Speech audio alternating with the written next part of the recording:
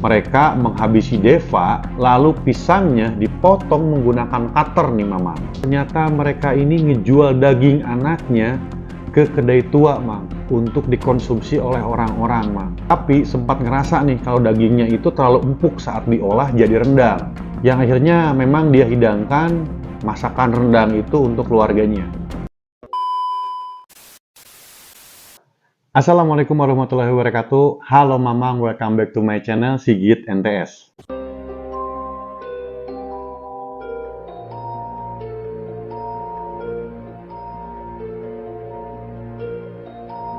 Pada video kali ini gue bakal bahas tentang kasus yang menurut gue ini gila banget, Mang. Kasus yang terjadi di Riau dan mungkin ini adalah kasus yang paling gila yang pernah gue bahas. Soal calon dukun yang berusaha untuk mendapatkan kesaktiannya dengan cara atau syarat yang berakhir menjadi kasus yang gede banget, Mang. Kasus ini berakhir di pengadilan dan saking seremnya ini kasus, sampai Pak Hakim pun nangis nih Mang pas ngebacain kronologi kejadiannya. Karena saking ngerinya kasus ini nih. Oke, kita lanjut aja ke kasusnya Mang. Dia adalah Muhammad Delvi, usia 19 tahun yang merupakan anak dari seorang dukun yang bernama Basri Tanjung. Pak Basri Tanjung ini adalah dukun yang sudah terkenal di Desa Perawang, Kabupaten Siak. Sedangkan ibunya berprofesi sebagai penjual sate yang ada di daerah sana. Delvi ini merupakan anak ketiga dari 3 bersaudara. Kedua kakaknya pergi merantau dan meneruskan usaha sate ibunya ke kota lain, Mamang. Sedangkan Delvi saat itu kerjaannya nggak menentu. Delvi ini anak yang selalu murung, Mang, pendiam dan sering melamun. Dan juga anak yang sangat tertutup. Tapi ayah Delvi ini sering melibatkan Delvi dengan berbagai macam ritual perdukunan, Mang. Delvi ini pernah dimandikan dengan kembang 7 rupa dari 7 mata air yang berbeda, Mang. Karena ayahnya menganggap kalau Delvi ini bisa nerusin ilmu kebal dan ilmu nerawang ayahnya. Karena saat itu ayahnya Delvi udah mulai sakit-sakitan, jadi biar bisa nerusin ayahnya, sehingga Delvi ini sama ayahnya itu dididik agar menjadi dukun. Nah, Mang, agar bisa nerusin semua ilmu ayahnya, Delvi ini harus ngumpulin 7 kemaluan atau 7 pisang bocah laki-laki yang sehat. Delvi merasa kalau syaratnya itu terlalu berat, Mang. Tapi karena Delvi ini sangat mengagumi sosok seorang ayah sebagai dukun yang sakti dan dihormati di masyarakat, apalagi dengan keuntungan yang menjanjikan, dan ditambah Delvi juga cuma lulusan SD, yang memang kalau misalnya Delvi nyari kerja, dia akan kesulitan mendapat pekerjaan. Akhirnya Delvi mulai berpikir nih untuk nerusin ilmu ayahnya. Kemudian pada tahun 2010, ibunya Delvi ini meninggal, sedangkan ayahnya itu udah nggak ada yang ngurus. Dan ayahnya juga udah mulai sakit-sakitan nih, Mang. Akhirnya ayahnya pun balik ke kampung halamannya di Desa Duri yang ada di Kabupaten Bengkalis, Riau. Sedangkan Delvi saat itu mutusin untuk tinggal dengan salah satu kakaknya yang tinggal di Kabupaten Daun Hilir, Riau, untuk ngebantuin kakaknya jual sate gerobak. Setelah 3 tahun Delvi jual sate, ternyata ambisi Delvi untuk nerusin ilmu ayahnya masih belum hilang nih, Mamang. Pada bulan Januari tahun 2013, Delvi memulai melakukannya, Mang. Korban pertamanya bernama Febrian Della, berusia 5 tahun, yang lokasi rumahnya itu dekat dengan pangkalan gerobak satenya Delvi. Delvi ini ngajak Febrian main ke kawasan semak-semak yang sangat sepi, Mang. Tempat yang memang jarang banget dilalui oleh orang-orang.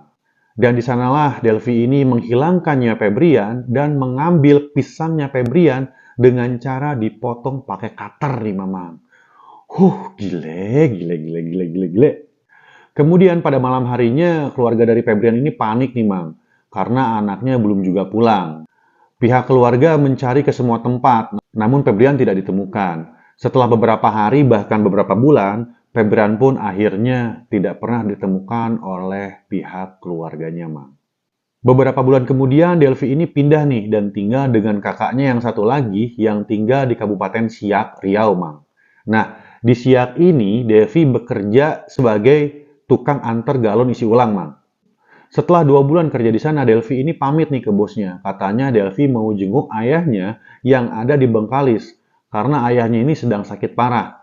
Bahkan Delvi ini sempat meminjam uang ke bosnya, yang katanya untuk biaya pengobatan ayahnya. Kemudian pada saat sampai di Bengkalis, Delvi ini malah nikah dengan pacarnya yang bernama Dita Desmalasari. Pernikahan ini sebenarnya nggak disetujui sih oleh orang tuanya Dita, karena usia mereka itu masih 19 tahun, dan juga karena pekerjaan Delvi yang belum jelas, Mang.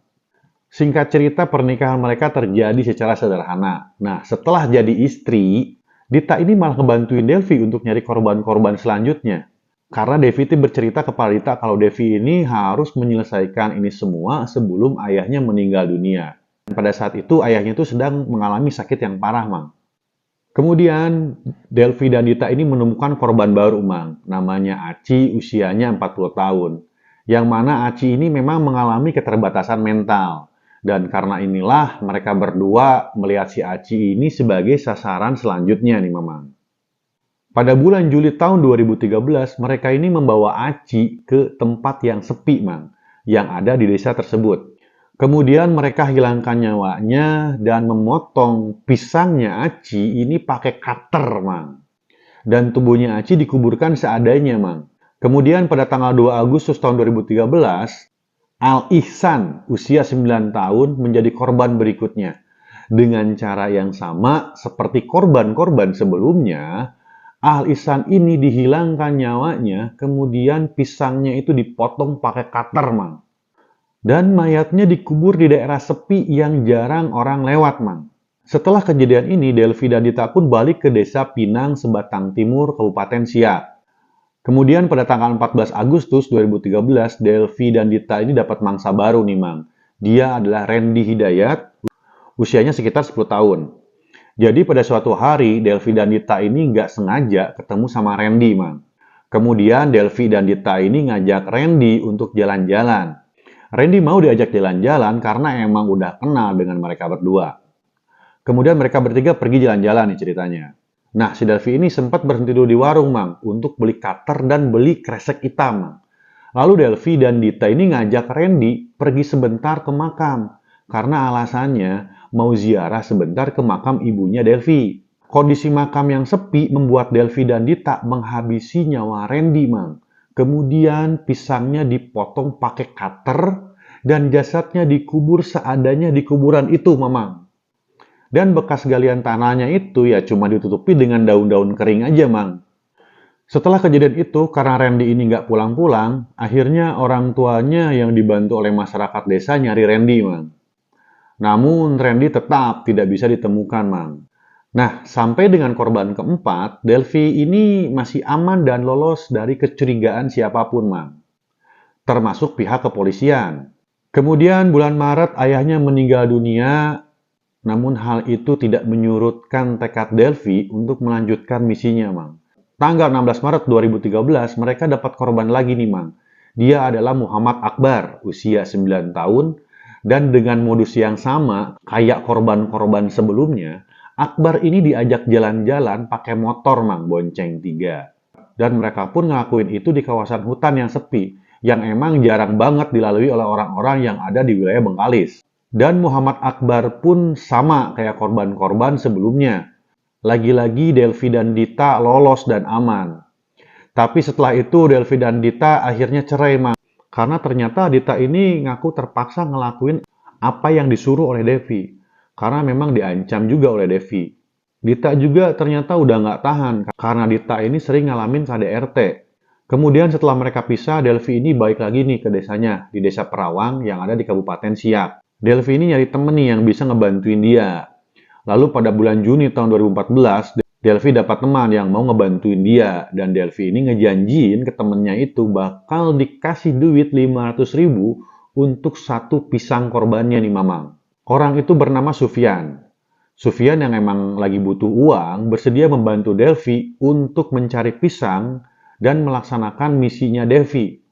Mereka pun langsung nyari korban selanjutnya. Korban selanjutnya adalah Marjevan Gea, usia 8 tahun. Dengan modus ngajak Evan naik motor untuk beli jajanan, mereka pun membawa Evan jalan-jalan naik motor dengan bonceng 3. Kemudian mereka ke warung dan ngebeliin Evan jajanan, sekaligus beli cutter dan kresek hitam.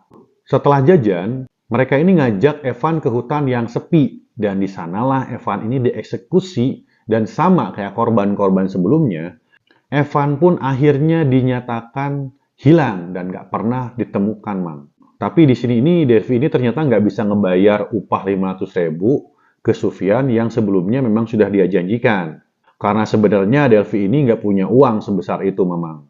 Kemudian mereka punya rencana nih yang lebih gila lagi, Mang. Jadi mereka ini berencana untuk ngulitin daging korban, kemudian menjual daging korban tersebut ke warung yang ada di pinggir jalan, Mang.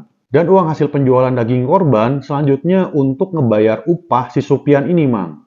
Kemudian pada tanggal 18 Juli tahun 2014, mereka lagi-lagi nyari korban, Mang. Korban selanjutnya adalah Femasili Madeva, usia 10 tahun, yang pada saat itu dia lagi main nih sama teman-temannya. Kemudian mereka ngajak Deva berboncengan 3 menggunakan motor, dan memang melewati suatu desa yang ada di sana. Bahkan mereka juga sempat berhenti nih di warung untuk beli cutter dan kresek hitam. Mereka ngajak Deva untuk mancing di tempat lainnya, yang udah mereka siapin. Kemudian setelah sampai di lokasi, sama seperti korban lainnya, Mang. Mereka menghabisi Deva, lalu pisangnya dipotong menggunakan cutter nih, Mamang. Bahkan, Mang, yang paling sadis adalah mereka ini memotong tubuh Deva dan mengambil bagian daging serta jeroannya nih, Mamang. Kemudian memasukkan jeroan dan dagingnya itu ke 7 kantong kresek hitam, Mang.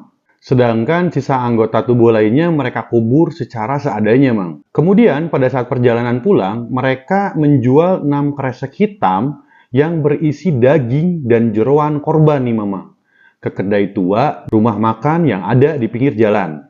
Mereka menjual dengan harga Rp200.000, Mang. Pada saat itu, Delvi udah berhasil nih mengumpulkan 7 pisang dari 7 korbannya, Mang, dan siap untuk menjalankan ritualnya.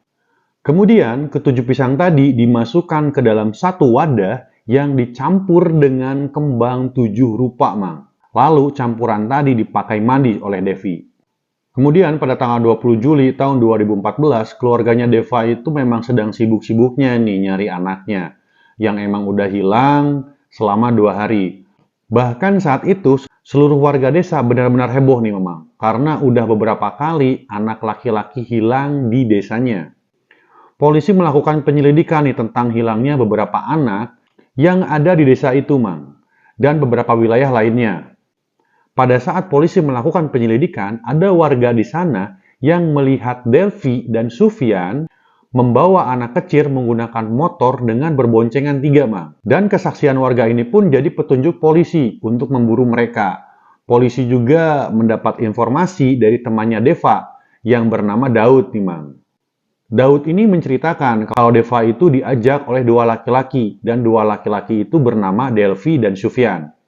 Setelah polisi mendapatkan informasi awal dari beberapa orang, pada tanggal 22 Juli atau 4 hari setelah hilangnya Deva, polisi menangkap Delvi dan Sufyan di rumahnya masing-masing, Mang, yang ada di desa Pinang Sebatang Timur. Setelah ditangkap dan diinterogasi, akhirnya mereka berdua mengakui nih perbuatan mereka. Delvi merencanakan semuanya, termasuk peran serta Dita dalam kasus ini, Mang. Kemudian Dita juga ditangkap sama polisi, Mang. Mereka juga nunjukin tempat membuang dan menguburin para korban-korbannya, Mang. Jumlah total korban yang Delvi habisin berjumlah 7 orang. Kasus hilangnya anak di sana akhirnya terungkap, Mang, setelah pengakuan Delvi. Kasus yang menjadi misteri selama 1 tahun belakangan ini, termasuk Febrian yang merupakan korban pertamanya Delvi. Jasadnya sudah tinggal tulang belulang nih, Mamang. Orang tua korban benar-benar hancur dan kaget, Mang. Ternyata anaknya jadi mangsa Delvi.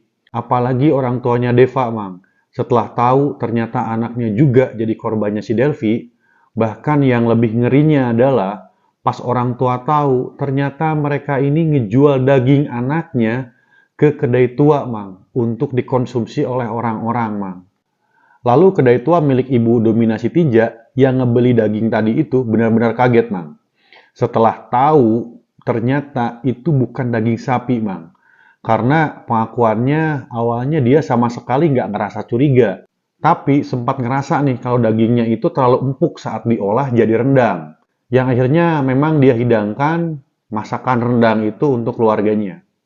Kemudian Ibu Irawati, pemilik kedai yang juga ngebeli daging yang dijual oleh Delvi ini. Kaget, Mas. Setelah tahu kabar kalau daging yang mereka jual itu adalah daging manusia. Bu Irawati nggak curiga tentang daging tersebut. Bu Irawati akhirnya mengolah dagingnya dan menghidangkannya kepada keluarganya, Mang. Dan setelah keluarganya tahu kalau yang dimakan itu bukan daging sapi, melainkan daging manusia, disitulah mereka semua benar-benar kaget, Mang, dan muntah-muntah nih, Mang. Sumpah, ini gila banget, gila banget. Mereka ini kena pasal berlapis, Mang, yang cukup berat, dan hakim memvonis dengan hukuman mati untuk mereka bertiga. Bahkan di pengadilan, hakim pun sempat nangis nih, Mang, pas ngebacain kronologi kejadiannya, Mang. Saat mereka ini ngelakuin aksinya ke korban-korbannya yang masih kecil dan lugu, Mang. Oke, Mang, itu tadi cerita tentang kasus Delvi, yang menurut gua kasus ini gila banget dan sadis banget. Himbauan pihak kepolisian terhadap para orang tua agar lebih hati-hati lagi dalam melakukan pengawasan terhadap anak. Harus lebih diperketat karena hal seperti ini bukan tidak mungkin akan terjadi lagi nih, Bu. Tapi gue berharap semoga kejadian seperti ini nggak pernah terulang lagi, Mang. Sumpah ngeri banget ini kasus. Dijadiin rendang coba daging manusia. Gila. Oke, Mang, sekian video dari gue. Thanks banget udah nonton sampai habis. Wassalamualaikum warahmatullahi wabarakatuh, and bye-bye.